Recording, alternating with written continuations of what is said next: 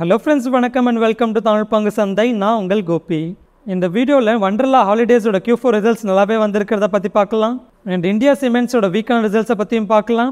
And அதே போல Biocon ஓட update and Mahindra வந்து Mahindra CE automotive businessல இருந்து exit ஆனத பத்தியும் Cummins India ஓட சில updatesையும் Suzlon Energyக்கு வந்த major orders பத்தியும் and அதே போல Hindalco ஓட Q4 results பத்தியும் and Deepak Nitriteல ரொம்ப நாள் எதிர்பார்க்கப்பட்ட expansion plan பத்தியும் நம்ம பேசலாம். And even FIS and DSO data and இன்னைக்கு நான் புதுசா எடுத்த ரெண்டு trading portions ஓட update and நாளைக்கு expiry ஆகிற Nifty option chain and finally இன்னைக்கான கோட் பார்த்துட்டு இந்த வீடியோ end பண்ணலாம்.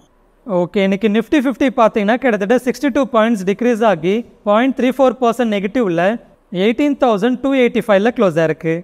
அண்ட் அதுவே பேங்க் நிஃப்டி பார்த்தீங்கன்னா கிட்டத்தட்ட 276 பாயிண்ட்ஸ் டிக்ரீஸ் ஆகி 0.63% நெகட்டிவ்ல 43,677ல க்ளோஸ் ஆயிருக்கு.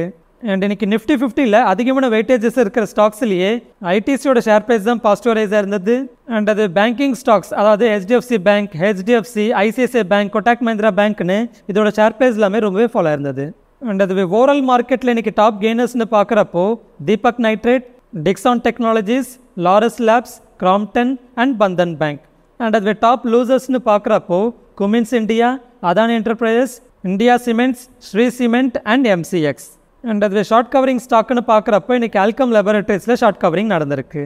ஓகே, ஃபர்தர் இன்னைக்கு மார்க்கெட்டில் நடந்த முக்கியமான நியூஸ் அப்டேட்ஸை தெரிஞ்சுக்கிறதுக்கு முன்னாடி நீங்கள் நம்ம தமிழ் பங்கு சந்தை சேனலை சப்ஸ்கிரைப் பண்ண மறந்துருந்தீங்கன்னா கண்டிப்பாக சப்ஸ்கிரைப் பண்ணிக்கோங்க.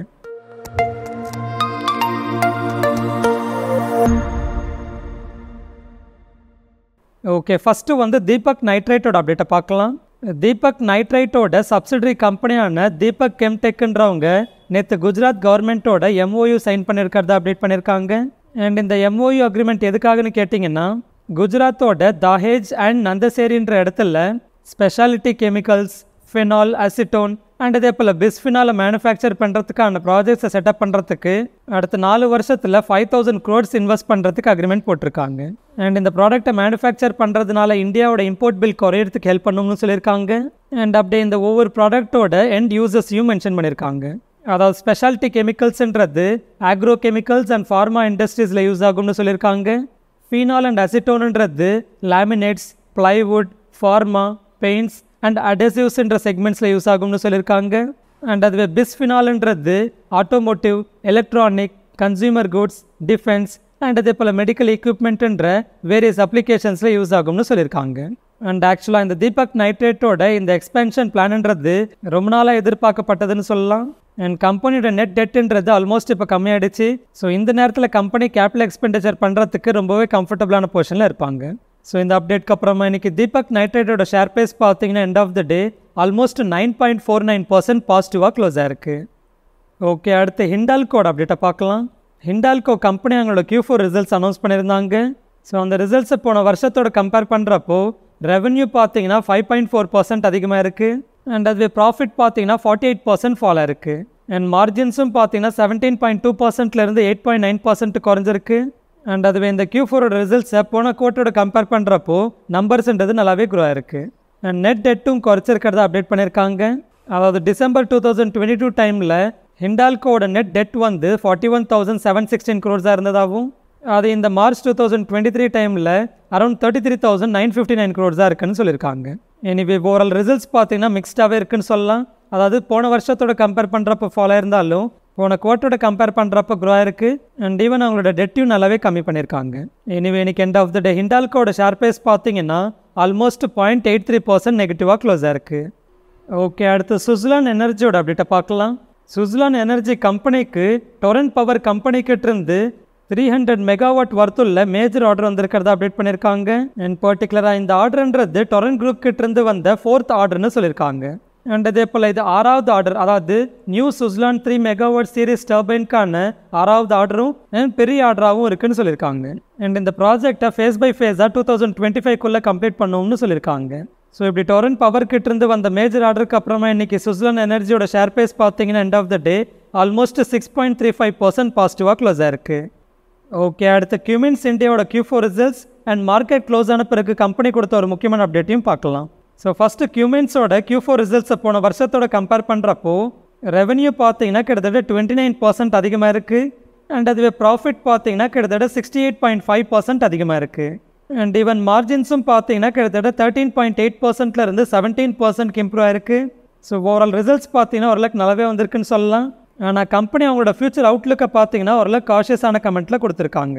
அதாவது geo political and supply chain கண்டிஷன்ஸ்ன்றது அன்பிரிடிக்டபிளாக இருக்கிறதாகவும் அண்ட் ஆஸ் எ கம்பெனி எந்த ஒரு சேலஞ்சையும் டேக்கிள் பண்ணுறதுக்கு வெல் பொசிஷன்டாக இருந்தாலும் இருக்கிற அன்சர்டினிட்டியை கன்சிடர் பண்ணி இந்த ஃபினான்ஷியல் இயர் 2024க்கான கைடன்ஸை வந்து கொடுக்க போகிறதில்லன்னு சொல்லியிருக்காங்க. அண்ட் இதே போல் மார்க்கெட் க்ளோஸ் ஆன பிறகு கம்பெனி இன்னொரு அப்டேட் கொடுத்துருக்காங்க. அதாவது கம்பெனியோட ஒரு நான் எக்ஸிக்யூட்டிவ் அண்ட் இண்டிபெண்டன்ட் டைரக்டரான தாஸ் குப்தான்றவர் அவரோட ப்ரொஃபஷனல் ரீசன்ஸ்க்காக ரிசைன் பண்ணியிருக்கிறதாவும் அண்ட் அந்த ரிசிக்னேஷனுக்கு வேறு எந்த ஒரு மெட்டீரியல் ரீசன்ஸும் இல்லைன்னு சொல்லியிருக்காங்க. அண்ட் அதே சமயத்தில் லீரா கோஸ்வாமின்றவங்கள இமீடியட்டாக அடுத்த 5 இயர்ஸுக்கு நான் executive and independent director appoint பண்ணியிருக்கிறதாவும் சொல்லியிருக்காங்க.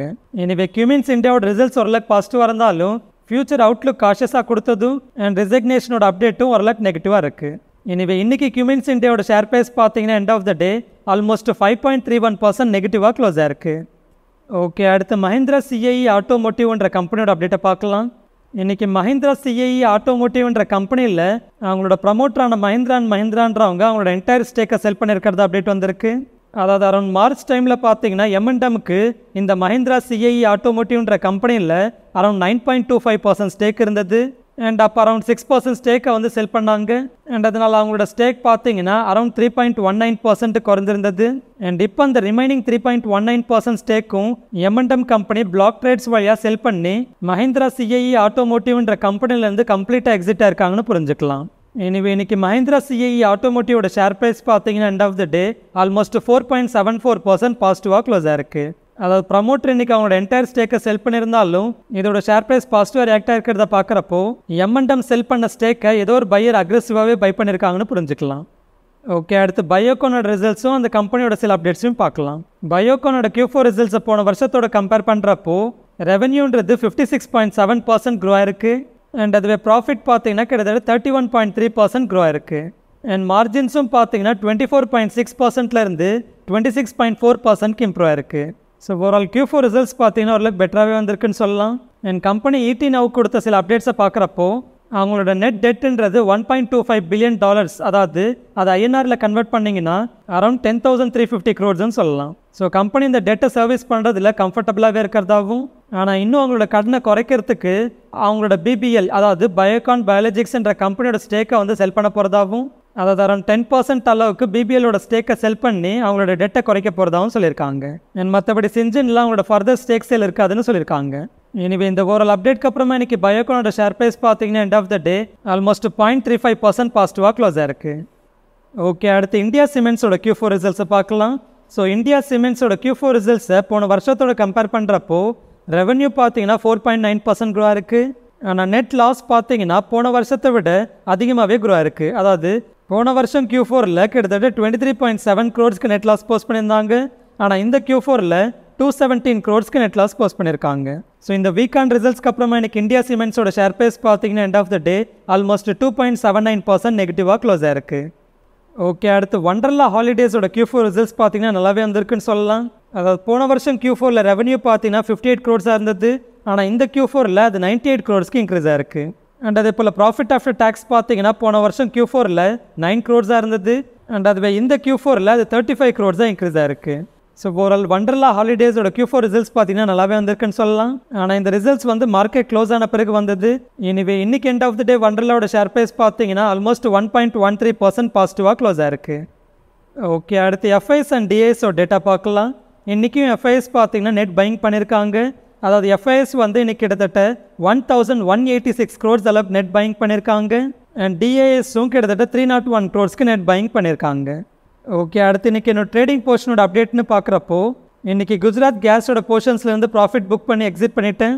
அண்ட் புதுசாக இன்றைக்கி 2 போர்ஷன்ஸில் என்ட்ரி ஆயிருக்கேன். அதாவது ஒன்று வந்து கிரானுவல்ஸோட ஜூன் எக்ஸ்பைரியோட 250 புட் ஆப்ஷனை ஸ்டார்ட் பண்ணியிருக்கேன். அண்ட் இன்னொன்று சன் டிவியோட 400 புட் ஆப்ஷனை ஸ்டார்ட் பண்ணியிருக்கேன். ஓகே, அடுத்து நாளைக்கு எக்ஸ்பைரி ஆகிற நிஃப்டி ஆப்ஷன் செயின் பார்க்குறப்போ கால் ஆப்ஷன் சைடில் அதிகமாக ஓப்பன் இன்ட்ரெஸ்ட்ன்றது இப்போ இமீடியட்டாக 18,400 ஸ்ட்ரைக் ப்ரைஸில் அதிகமாக பில்டாக இருந்தாலும் அதே ஸ்ட்ரைக் ப்ரைஸோட புட் ஆப்ஷன் சைட்லேயும் அதிகமாக ஓப்பன் இன்ட்ரெஸ்ட் பில்டாக இருக்கிறதுனால 18,500 ஸ்ட்ரைக் ப்ரைஸை கன்சிடர் பண்ணிக்கலாம். அண்ட் இதே போல் புட் ஆப்ஷன் சைட்லேயும் அதிகமாக ஓப்பன் இன்ட்ரெஸ்ட்ன்றது இப்போ இமீடியட்டாக 18,200 ஸ்ட்ரைக் ப்ரைஸில் அதிகமாக பில்டாக இருந்தாலும் அதே ஸ்ட்ரைக் ப்ரைஸோட கால் ஆப்ஷன் சைட்லையும் அதிகமாக ப்ரிண்டர்ஸ் பில்டாக இருக்கிறதுனால 18,000 ஸ்ட்ரைக் ப்ரைஸை கன்சிடர் பண்ணிக்கலாம். ஸோ இதோட டேட்டா படி பார்க்குறப்ப அடுத்த நிஃப்டியோட ரேஞ்சுன்றது 18,000லேருந்து 18,500க்குள்ளே இருக்கும்னு எதிர்பார்க்கலாம். Okay fine. லைனுக்கான கோட் பார்த்தீங்கன்னா win through your actions never through argument.